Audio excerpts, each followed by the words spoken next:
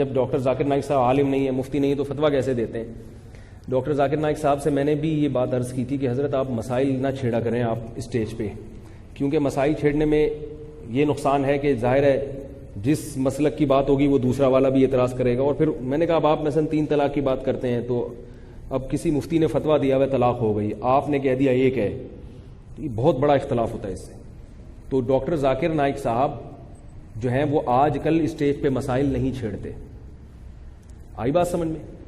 تو انہوں نے بھی اس بات کو مانا کہ مجھے نہیں, واقعی ایسا نہیں کرنا چاہیے. اور ایک کسی اور عالم سے میں نے سنا کہ انہوں نے بتایا کہ ڈاکٹر ذاکر نائک صاحب نے کہا ہے کہ میں نے یہ کام, یہ میں نے براہ راست نہیں سنا ان سے, یہ کسی واسطے سے سنا ہے کہ انہوں نے یہ کام چھوڑ دیا ہے, اور وہ صراحتاً کہتے ہیں کہ میں مفتی نہیں ہوں. آئی بات سمجھ میں؟ اور انہوں نے کہا کہ ڈاکٹر ذاکر نائک صاحب نے یہ بھی کہا ہے کہ جس غلطی سے میں نے توبہ کر لی ہے تو لوگ معاف کرنے کے لیے تیار نہیں ہیں. یعنی لوگ پرانے ہی کلپ اٹھا کے مجھے آپ نے یہ کیوں کہا, آپ نے یہ کہا, میں نے وہ اس بات سے رجوع کر لیا, یعنی کہ میں زیادہ مسائل نہیں چھڑوں گا. البتہ وہ کہنا غیر مسلم جو سوال مجھ سے پوچھتا ہے اس کا مجھے جواب دینا پڑتا ہے. آئی بات سمجھ میں؟ اس کا جواب دینا پڑتا ہے. اور اتنی بات تو میں نے خود جناب ڈاکٹر ذاکر نائک صاحب سے براہ راست, ابھی جب میرے ملیشیا میں ان سے ملاقات ہوئی تو براہ راست سنی میں نے ان کے منہ سے اتنی بات. انہوں نے کہا کہ میں نے پیس ٹی وی پہ نماز کا طریقہ بھی بیان نہیں کیا. آئی بات سمجھنے, کیونکہ اگر میں رفع الیدین والی نماز بتاؤں گا تو جو نہیں کرتے ان کو اعتراض ہوگا, رفع الیدین کے بغیر والی نماز لوگوں میں بتاؤں گا تو جو کرتے ہیں ان کو, یہ تو میں نے خود ان کے منہ سے سنا ہے. ابھی بہت سارے کانسیپٹ ان کے بارے میں الحمدللہ کلیئر ہوئے.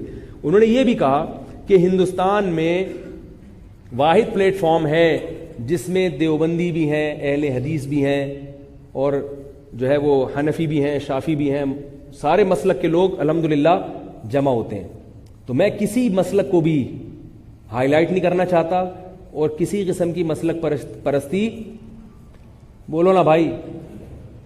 انہوں نے یہ بھی کہا کہ جو پیس ٹی وی والا چینل ہے اس میں بھی مختلف مسلکوں کے لوگ آتے ہیں. پھر انہوں نے بتایا کہ مسئلہ یہ ہوا ہے کہ میں اگر ڈاکٹر اسرار احمد کو لے کر آیا تو بعض اہل حدیث, سب نہیں, جو ان کے انتہا پسند ہے, ان کو اعتراض ہوا کہ یہ حنفی ہیں, ان کو کیوں لے کر آ رہے ہو.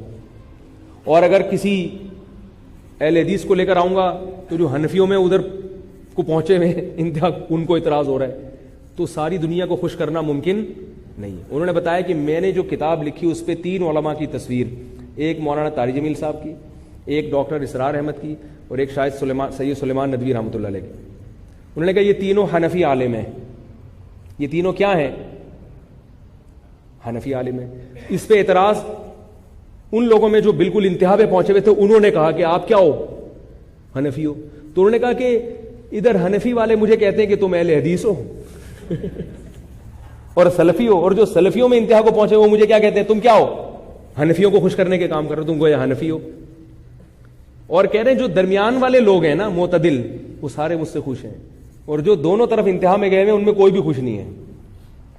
تو بیچارے طرز آ رہا تھا میرے کو یار, یہ وہ تو چونکہ اصل میں مولوی نہیں ہے نا, وہ تو بیچارے وہ میڈیکل کالج میں پڑھ رہے تھے, MBBS کر رہے تھے, تو احمد دیدار صاحب سے ان کی کا واسطہ پڑا, تو انہوں نے احمد دیدار صاحب کا انداز ان کو پسند آیا کہ غیر مسلموں سے وہ مناظرہ کر, تو ان سے کچھ سیکھا انہوں نے. اس کے بعد یونیورسٹی ہی میں انہوں نے اس طرح سے مباحثہ مناظرے وغیرہ شروع کر دیے, پھر اس طرف اسی کو اپنا اوڑھنا بچھوڑا بنا لیا. تو ان کو تو ان اختلافات کا پتہ نہیں ہے, نہ ان کی اس بارے میں تحقیق ہے. انہوں نے خود مجھے بتایا کہ طلاق ثلاثہ میں پہلے جو میری تحقیق تھی وہ کم درجے کی تھی, بعد میں نے مزید تحقیق کی تو مجھے پتہ چلا کہ وہ میری رائے میں بھی کچھ, یعنی ایسا نہیں ہے, وہ مسئلہ اتفاقی نہیں ہے, اس میں بھی دوسری رائے بھی ہے. تو انہوں نے خود بتایا کہ انسان جو ہے جیسے جیسے تحقیق کرتا ہے, تو یہ ان کی تواضع ہے کہ جو بات تھی انہوں نے اعتراف کر لیا. تو جو متشدد آدمی ہوتے ہیں وہ کہتے ہیں نہیں, میں نے جو زبان سے بول دیا وہ وہی حرف آخر ہے, کائنات چینج ہو سکتی ہے, میں تبدیل نہیں ہو سکتا. تو یہ ان کا بڑا پن تھا. انہوں نے بتایا کہ بھی پہلے میری رائے طلاق ثلاث میں یہ تھی کہ ایک ہی ہوتی ہے, اب میری رائے میں تھوڑی سی لچک پیدا ہو گئی ہے کہ اس میں اختلاف ہے, اور اس کو جو ہے نا دونوں رائے ہیں اس میں. میں نے تھوڑا سا تڑکا لگانے کی کوشش کی کہ یہی والی ہے, لیکن میں نے زیادہ نہیں لگایا. اس لیے نہیں لگایا کہ وہ یہ نہ سمجھیں کہ میں اس لیے ملاقات کرنے آیا ہوں کہ میں مسائل پر بحث کرنے کے لیے اور اپنا مدعا ثابت. میرا ان سے ملاقات کا مقصد صرف اللہ کی رضا تھی, اور وہ میرا خیال تھا 5 منٹ ملاقات کا ٹائم دیں گے, یہ ان کا ظرف ہے, انہوں نے 1.5 گھنٹہ دے دیا مجھے. ٹھیک ہے نا. تو ملاقات کا جو مقصد ہوتا ہے نا اسی مقصد پہ رہنا چاہیے. اگر میں نے بحث کرنی ہو تو پہلے بتاتا حضرت میں اس مسئلے پہ آپ سے بات کرنے آ رہا ہوں, پھر وہ ٹائم دیتے تو بات بھی ہوتی. بات کچھ اور کرنے گئے اور درمیان میں اپنے جو ہے نا ایران توران لے کے بیٹھ جائے آدمی, وہ صحیح نہیں ہوتا حساب کتاب. سمجھ رہے ہیں کہ نہیں سمجھ رہے؟ تو یہ تھا, تو اس لیے وہ اب نہیں بتاتے زیادہ مسائل, اور اگر وہ بتا بھی دیں تو چھوڑ دو یار, آپ اپنے مفتیوں سے پوچھ لو جن پر آپ کو اعتماد ہو, ٹھیک ہے نا. وہ جو مسئلہ بتائیں آپ ان پر اعتماد کرو. وہ خود جب کہتے ہیں کہ میں مفتی نہیں ہوں, تو جب انہوں نے ایک بات کہہ دی ہے تو جو علماء ہیں, جو مفتیان کرام ہیں, جو اس فیلڈ کا ماہر ہے, اس سے مسائل آپ انہی سے پوچھیں. سمجھ میں آ رہی ہے بات؟ پولیس تو نہیں بلوانی پڑے گی. یہ میری پولیس والا معاملہ اتنا مشہور ہو گیا دنیا میں, ملیشیا میں بھی لوگ کہہ رہے ہیں پولیس تو نہیں بلوانی پڑے گی. جہاں کوئی ملاقات ہو نا کہ یار حضرت رینجرز کو بلانے کی ضرورت تو نہیں ہے, میں نے کہا یار ہماری بلی ہمیں ہی میاؤں کر رہی ہے, ہم ہی سے سیکھ کے ہم ہی پہ